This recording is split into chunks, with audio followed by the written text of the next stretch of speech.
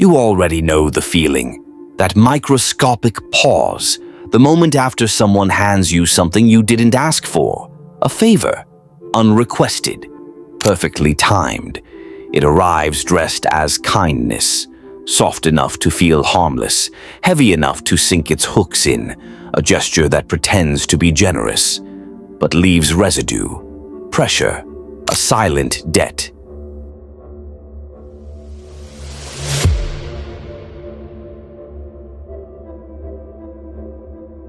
You tell yourself it's nothing.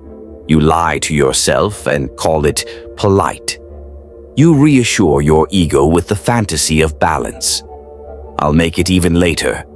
That's the sentence weak people always use, because later always comes, and when it does, the decision you wanted clean is already dirty, already compromised, already owned. This is how leverage is lost, quietly, cowardly, not through force, not through threat, but through politeness, through hesitation, through the need to be liked. Most people think they're choosing cooperation. They aren't. They're choosing obligation. They mistake social harmony for control. They confuse civility with safety. They don't realize the balance of power has already shifted until they feel it pressing against their throat. Because control never announces itself. It just waits for consent. This isn't about saying no to people. That's amateur thinking. This is about never saying yes by accident.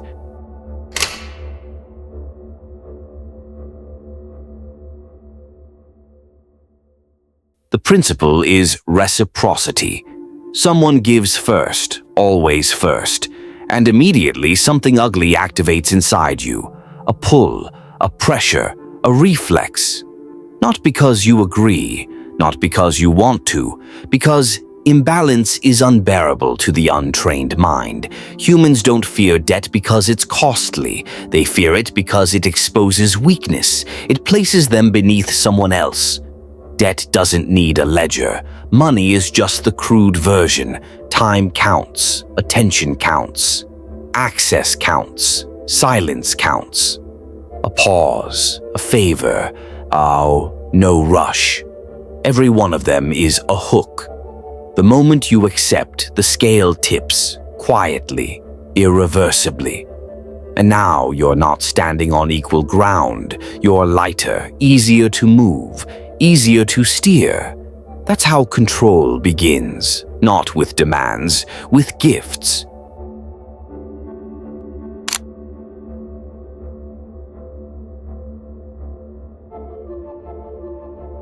Now watch how this actually traps you, because this never shows up as a villain moment.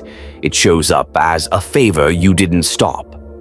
At work, think back. Someone backed you early, spoke up for you in a meeting, put your name in a room you weren't in.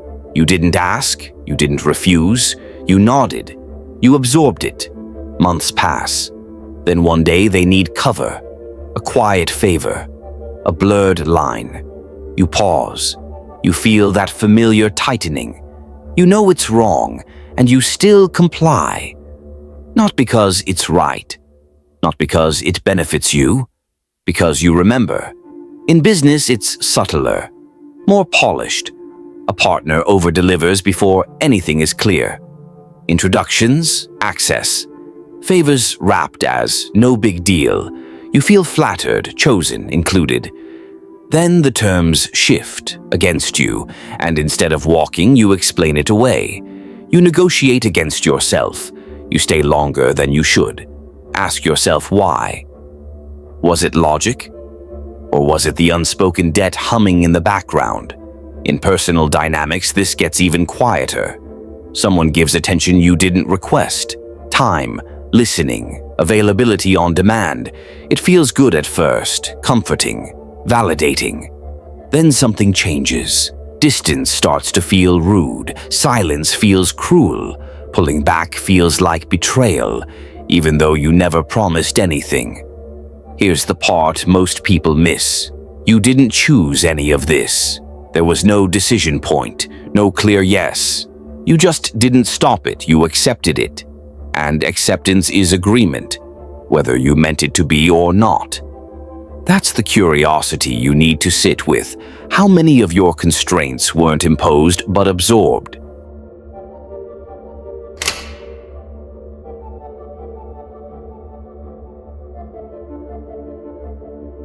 Most people are taught that balance means fairness.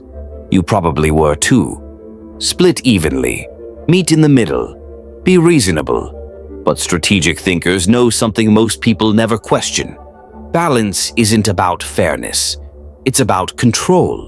Fairness is how you feel about an exchange.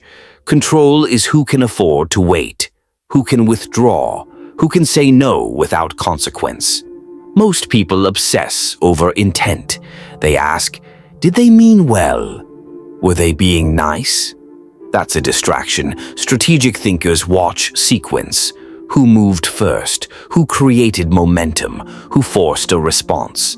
Because the first move sets the frame, but the reaction reveals the position. If you reacted, you're already playing their game. And here's the subtle danger most people never see. The threat isn't generosity. Generosity can be clean. The danger is unconscious acceptance. The nod you didn't think about. The favor you didn't label. The access you didn't slow down. That's where leverage forms. Power doesn't arrive loudly. It doesn't demand. It smiles. It reassures. It says, no pressure, and waits to see if you flinch. Here's the question you should be asking yourself now.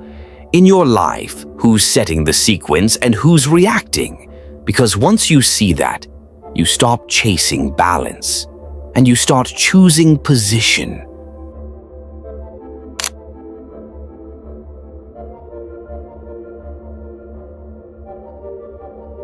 You already feel it when support isn't clean. It shows up early, quiet, almost thoughtful. You didn't ask for it. You didn't stop it either. And immediately something stays open. A loop you can feel but can't point to. A pressure to remember. To stay available. To return something later.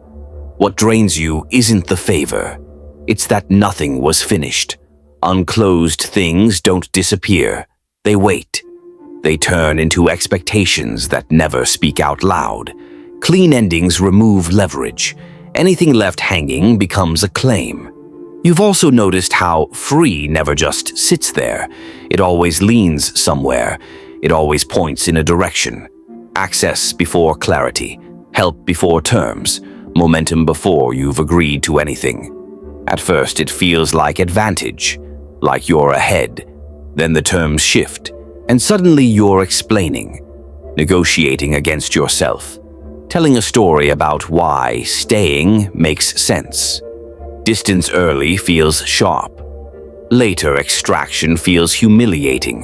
What isn't defined is already decided. And then there's the quiet part. The personal side no one talks about. A gesture arrives you didn't request. Time, attention, availability. You don't miss the moment it changes. You feel it in your body first. Silence starts to feel heavy. Space feels rude, restraint gets misread. So you give more than was offered. You smooth things that didn't need smoothing. You over-return. That's when people learn how to approach you. Measured response keeps the air cold. Cold keeps shape. Compliance invites reach. Restraint ends it. And real strength never explains itself.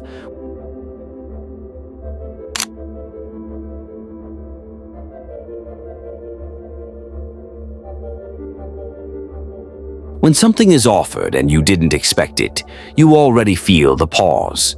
That half second where your instincts wake up. Before your manners step in. You don't rush past it anymore. You sit in it. Because the real question isn't what is this? It's what this quietly turns you into later. Not what you owe, who you'll be expected to be. More available, more flexible, more agreeable than you intended. If the future version of you feels unclear, you already know the answer. Clarity never hides. If returning it cleanly isn't immediate, it isn't clean at all. It's deferred. And deferred things don't dissolve. They linger. They harden. They wait for timing. Loose ends don't stay loose. They turn into handles. And handles are made to be pulled. So you don't explain. You don't soften it. You don't compensate. You simply don't pick it up. That's not avoidance. That's position. And position is everything.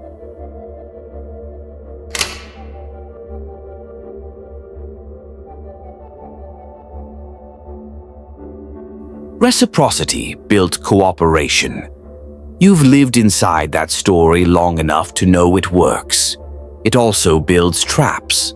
Quieter ones. The kind that don't feel like danger until you're already inside. You don't need to reject generosity. That instinct comes from fear. And fear is loud. What matters is staying unhooked, untouched, unclaimed. Some things look like gifts but behave like anchors. They don't weigh much at first. They wait. You notice the difference now. You feel whether something can be neutralized, whether it can be closed cleanly, whether it asks something of you later. Anything you didn't choose doesn't get returned. It doesn't get explained. It doesn't get compensated. It just doesn't get picked up. Silence does more than refusal ever could. Distance says what words weaken. Clean accounts leave nothing to grab. That's how control actually works. No confrontation, no declaration, just nothing left to pull. Thanks for spending time with us. If this sparked a new way of thinking, hit like and subscribe to keep the ideas flowing. And don't forget, check the description for the links to the original books and resources we used today. We'll see you in the next one.